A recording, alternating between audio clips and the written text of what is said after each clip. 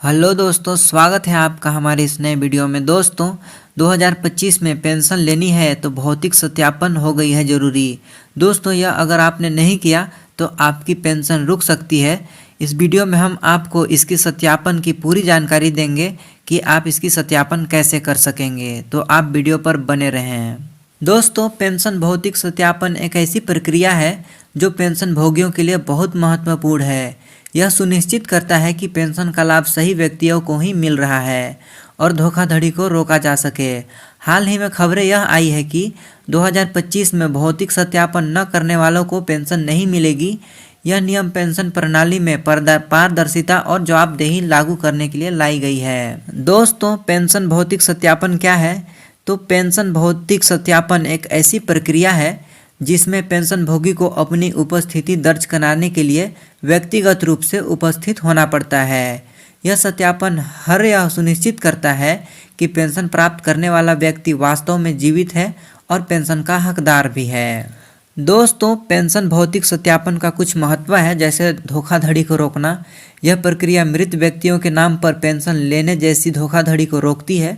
दूसरा, सटीक रिकॉर्ड। सरकार को पेंशन भोगियों का सटीक रिकॉर्ड निकालने में मदद करती है। तीसरा, संसाधनों का उचित उपयोग। यह सुनिश्चित करता है कि पेंशन का पैसा सही लोगों तक ही पहुंचे। दोस्तों अब जान लेते हैं पेंशन भौतिक सत्यापन की प्रक्रिया। पहला है, पेंशन भोगी को निर्धारित केंद्र पर जाना होता है। दूसरा, अपने पहचान पत्र और अन्य आवश्यक दस्तावेज दिखाने होते हैं। तीसरा, अधिकारी पेंशन भोगी की पहचान की पुष्टि करते हैं। तीसरा, बायोमेट्रिक डाटा जैसे फिंगरप्रिंट लिया जा सकता है। पांचवा, सत्यापन पूरा होने पर एक प्रमाण पत्र जारी किया जाता है। दोस्तों इन नए नियमों का उद्देश्य केवल पारदर्शिता बढ़ाना है। यह नियम पेंशन वितरण प्रणाली में अधिक पारदर्शिता लाएगा तथा धोखाधड़ी को भी रोकना है। यह फर्जी पेंशन दावे को भी रोकने में मदद करेगा। इसके अलावा सरकारी धन का बचाव। यह सुनिश्चित करेगा कि पेंशन का पैसा केवल वास्तविक लाभार्थियों तक ही पहुंचे। दोस्तों इसका पेंशन भोगियों पर क्या प्रभाव पड़ेगा? तो पहला है, वार्षिक सत्यापन। पेंशन भोगियों को हर साल भौतिक सत्यापन कराना होगा।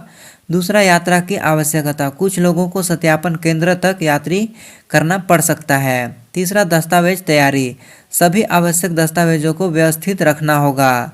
चौथा, समय पर प्रबंधन। सत्यापन के लिए समय निकालना भी होगा। इसके अलावा दोस्तों विशेष मामले हैं जैसे बीमार या वृद्ध पेंशन भोगी, इनके लिए विशेष व्यवस्था की जा सकती है।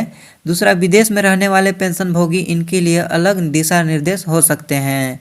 दिव्यांग पेंशन भोगी, इसके लिए सुगम पहुंच सुनिश्चित की जाएगी। तथा पेंशन भोगियों के लिए कुछ सुझाव हैं, जैसे समय पर सत्यापन। निर्धारित समय पर ही भौतिक सत्यापन कराएं। दूसरा, दस्तावेज तैयार रखें। दोस्तों डिजिटल सत्यापन की संभावना। दोस्तों भविष्य में डिजिटल सत्यापन की भी संभावना है। यह प्रक्रिया पेंशन भोगियों के लिए अधिक सुविधाजनक होगी।